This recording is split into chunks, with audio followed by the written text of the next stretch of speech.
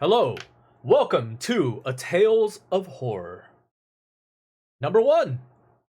Today marks the first day that we are getting into our October readings, which is going to be scary stories from the Tales of Horror. Now, I've mentioned this before that some of these tales are. I haven't read them quite yet, so I'm not sure if they're going to be scary or not. I know that they're supposed to be kind of more like suspense thriller, so just be wary on that.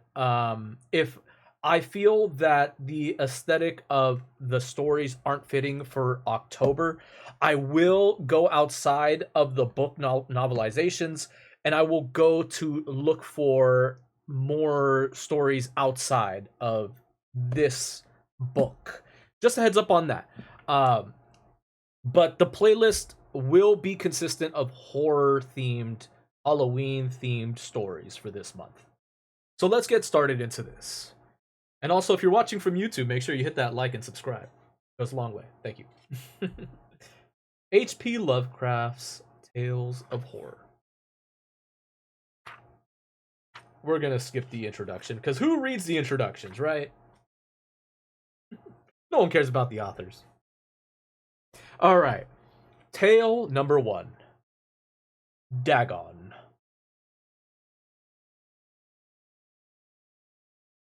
So just a heads up for Dagon, this one is going to be just about 5 pages.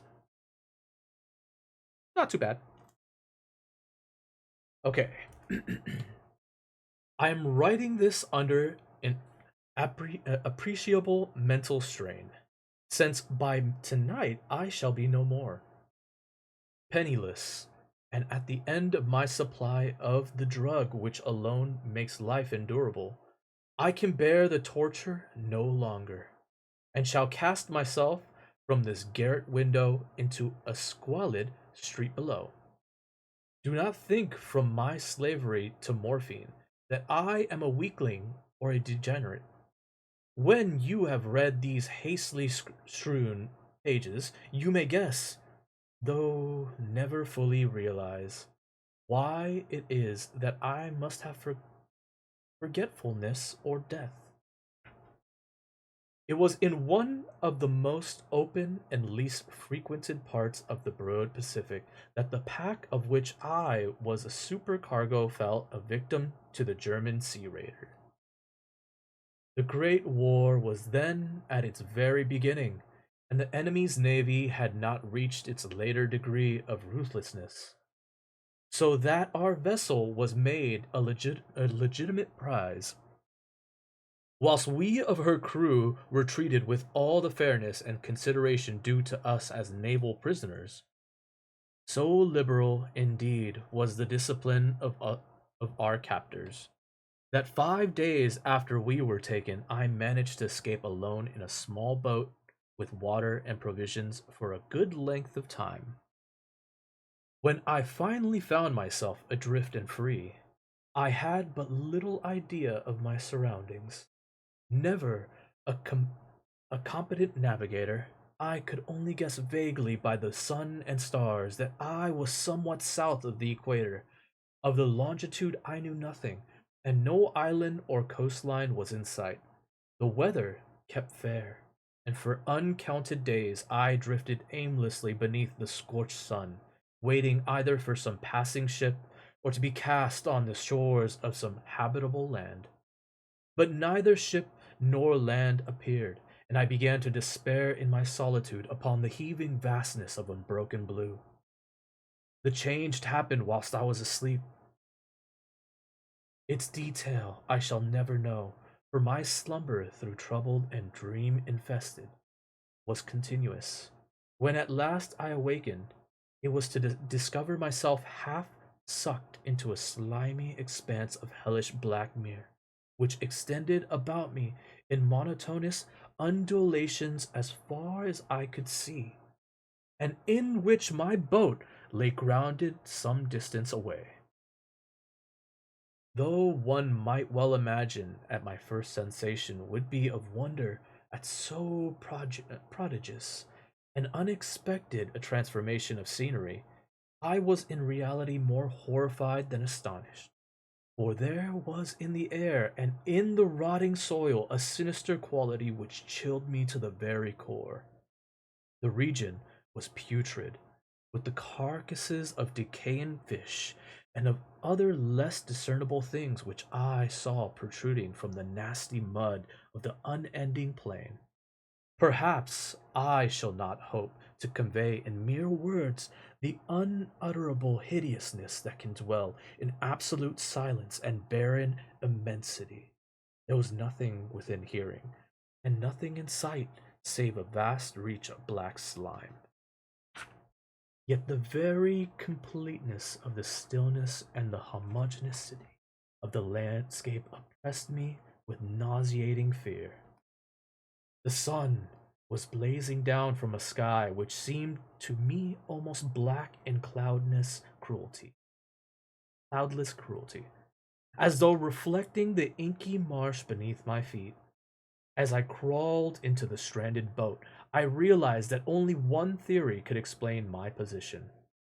Through some unprecedented volcanic upheaval, a portion of the ocean floor must have been thrown to the surface, exposing regions which for innumerable millions of years had lain hidden under unfathomable watery depths.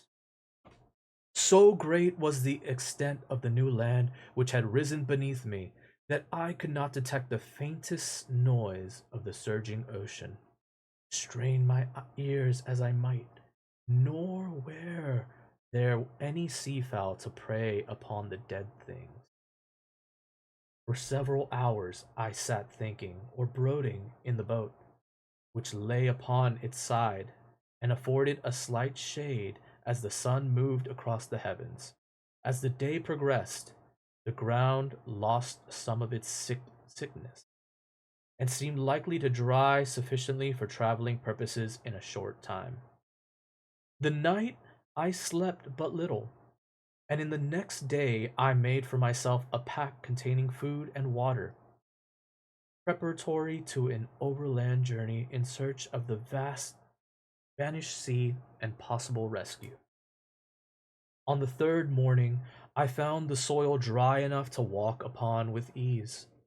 The odor of the fish was maddening, but I was too much concerned with the graver things to mind so slight an evil, and set out boldly for an unknown goal. All day I forged steadily westward, guided by a far-away hammock which rose higher than any other elevation on the rolling desert. That night I encamped, and on the following day still traveled towards the hummock, though the object seemed scarcely nearer than when I had first espied it. By the fourth evening, I attained the base of the mound, which turned out to be much higher than it had appeared from a distance. An intervening valley setting it out in sharp relief from the general surface, too weary to ascend, I slept in the shadow of the hill. I know not why my dreams were so wild that night, but ere and waning and fantastically gibbous moon had risen far above the eastern plain. I was awake in a cold perspiration, determined to sleep no more.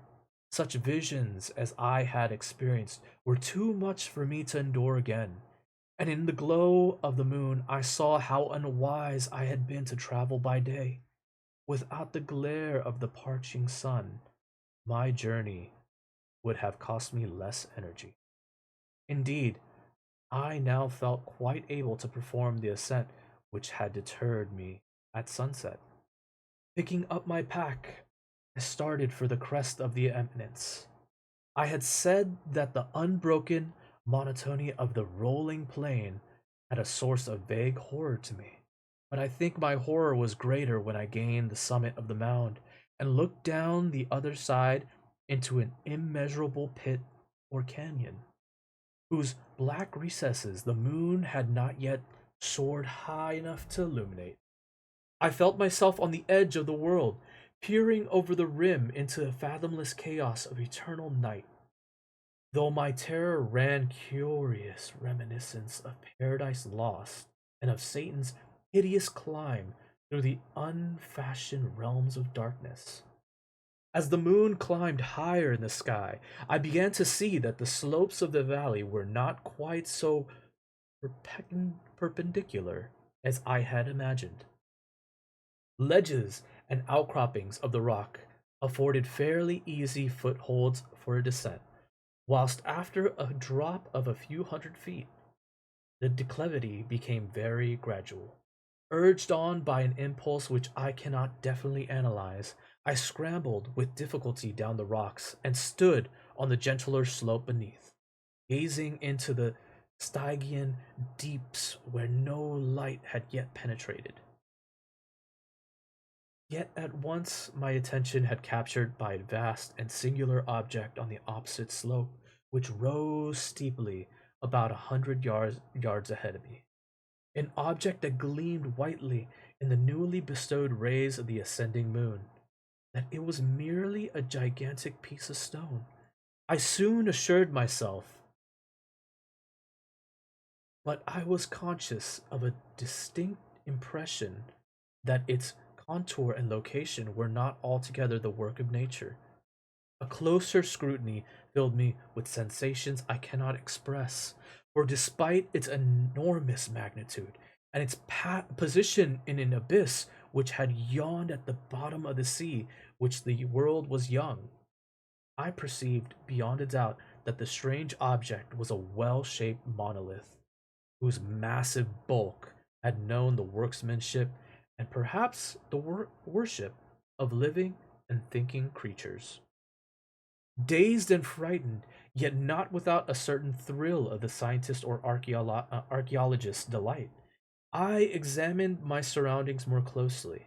The moon, now near the zenith, shone weirdly and vividly above the towering steeps, and heaved in the chasm revealed the fact that a far flung body of water flowed at the bottom, winding out of sight in both directions, and almost lapping my feet as I stood on the slope. Across the chasm, the wavelets washed the base of the cyclopean monolith, on whose surface I could now trace both inscriptions and crude sculptures. The writing was in a system of hieroglyphics known to me, and unlike unknown to me, and unlike anything I'd ever seen in books, consisting for the most part of conventionalized aquatic symbols such as fishes, eels, octopi, crustaceans, mollusks, whales, and the like. Several characters obviously represented marine things which are unknown to the modern world, but whose decomposing forms I had observed on the ocean risen plain. It was the pictorial carvings, however, that did most to hold the spellbound plainly visible across the intertwining water on account of their enormous size, were an array of bass reefs, whose subjects would have excited the envy of a door. I think that these things were supposed to depict men, at least a certain sort of men, though the creatures were strewn disporting like fishes in the water of some marine grotto, or paying homage at the monolithic shrine which appeared to be under the waves as well. Of their faces and forms I dare not speak in detail, for the mere resemblance makes me grow faint.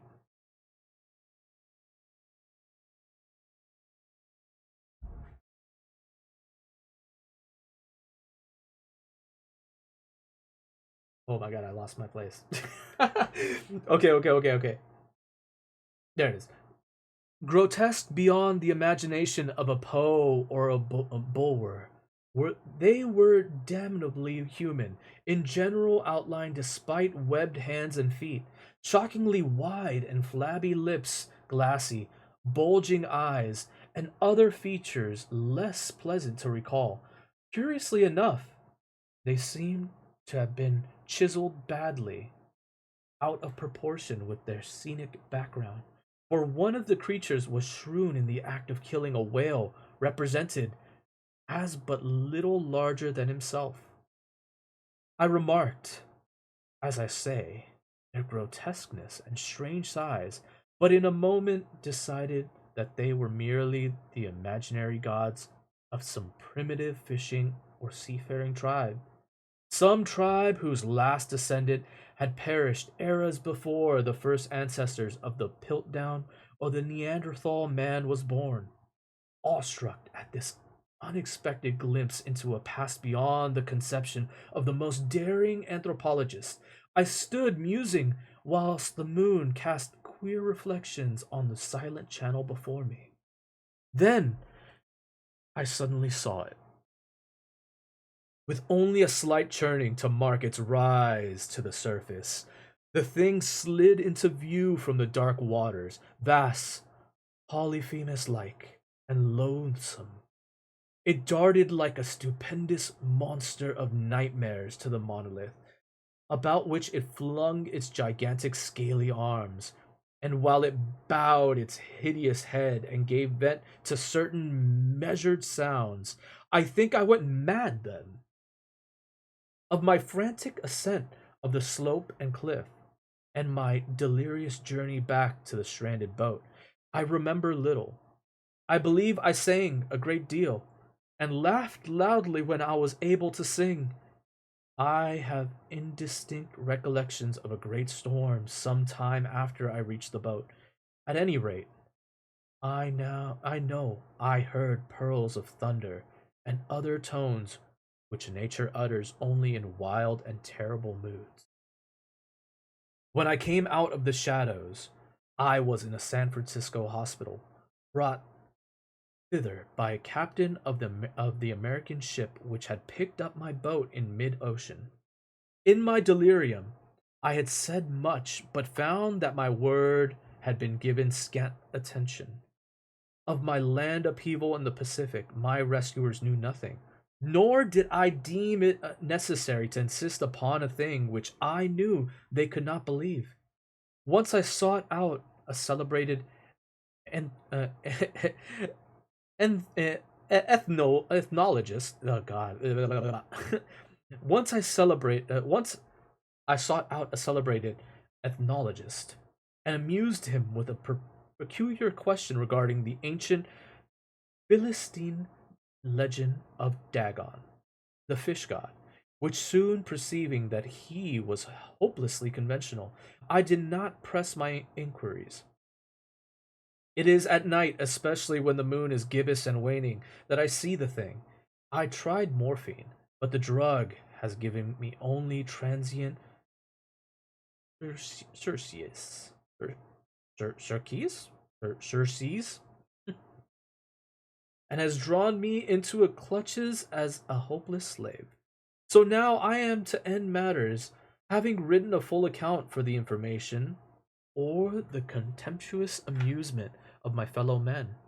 Often I ask myself if it could not all have been a pure phantasm, a mere freak of fever, as I lay sun stricken and raving in the open boat after my escape from the German man of war. This I ask myself.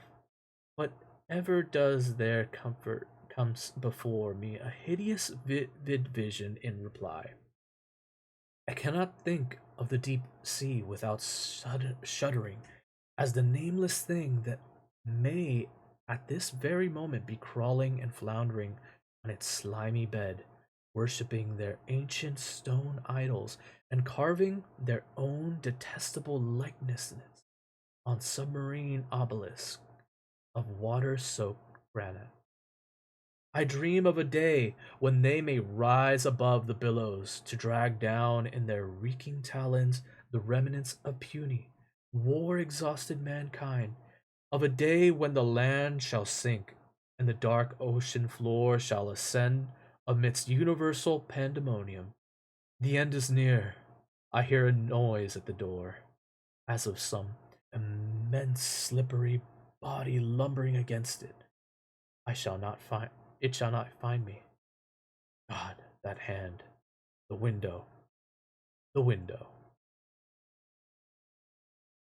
And that concludes Hail of horror. Number one, the Dagon. What an amazing story. Holy shit. I forgot how much I love Turn of the Screws, man. I love these sorts of stories. I'm so glad that this first one turned out so good. It's such a nail biter. And I love the way authors sometimes write from this perspective of someone writing a letter and you're kind of reading something that was found. um I love that. It's such a good writing tool. It's so nice. But this was a pretty cool story. It wasn't your classic like horror slasher that like a lot of people are kind of used to. It's not bloody in any way. This is just like the fear of unknown. It's literally that gutter wrenching feeling when you approach something that you've never encountered before. The moment that he experiences the monolith, he's euphoric.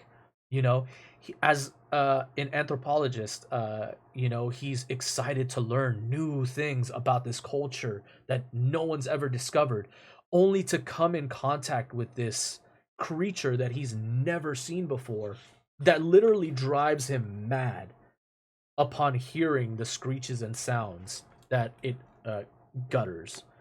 Amazing. It's such a good tale and doesn't require a lot of explanation either. The amount of detail within that book is so minuscule. There's so little um, written about the Dagon, but like you still feel the fear in the man's kind of tone of writing in some way. And that's another thing. They have no expressed writing regarding the tone of which he's speaking, other than the very end. Everything is written in just basic period sentences, essentially. There's no emotion to this, except for the very last words. It shall not find me. God, that hand, the window, the window. Exclamation points. I think that is the only time exclamation points are utilized in this short story. But it's so powerful. And not only that, but there's only a few words that are uh, uh, uh yeah, put in italics, italicized. So the very last sentence is in italics. And then you also have Paradise Lost, which is another interesting novel. If you've never read Paradise Lost, I highly recommend it. If you're not into like the whole Bible jargon kind of stuff, it's still a fairly interesting read. It talks about hell and basically the ascent and descent into the lower levels and stuff like that. Paradise Lost also deals, I think, a lot with the story of Adam and Eve in some ways. I think that they kind of glimpse over some of the aspects of it, but a lot of it's kind of more pertaining like going through the Dante's Inferno. It's part of the Dante's Inferno series. If you've never heard of that, Dante is a man in medieval times, and he's going to hell to basically try and save his lover who died and was sent to hell, and he's trying to get her soul back, essentially. Really interesting read. Go check that out. Dude, okay. There's also for next story time, we're gonna have story time number 2, the statement of Rudolph Carter. So look forward to that one. I'll be streaming that if not tomorrow, maybe on Friday, because Thursday will be Critical Role night. I don't know if Critical Role is going to be taking the night off or not, because they are releasing season 3 on Amazon. So go check that out. Also, I can't wait for campaign 2 to come out. Also, hey, good shit. I cannot wait to watch those. But I guess, yeah, the next time I'll see you guys is maybe hopefully for tomorrow. I'm gonna try my best to keep up to date with these stories. So we're gonna be doing every night, because we only have 30 days to finish these tales. So I'm gonna try and squeeze in as many of these stories as possible. If we reach Halloween and we're pretty far away from finishing the book, I might just do like a marathon of reading some of these stories and just go like a whole like day or two of just like finishing the book off because I want to finish it for this Halloween. That way, for next year, we can choose a new book, or maybe I can collect over the year and then show you guys what I'm reading around this time. Great first start though. If you're watching from YouTube, please make sure you hit the like and subscribe. There's gonna be playlists are gonna pop up right around over here. I'm gonna link the storytime quickies because there's no Tales of Horror as of right now. But the storytime quickies, there should be a box that's gonna pop up right here. You can click on the box. I think it's on this side. It leads you to the storytime quickie playlist. So go check those out. It's from the Grimm's Complete Fairy Tales. Really good stories in there if you're into like fairy tale stuff or anything like that. There's a couple really good ones in there. So go check those out. But until then, I will see you on the next Tales of Horror. So good night. Don't let the Cthulhu's bite. Don't stay a stranger. Catch you on the next one. Bye.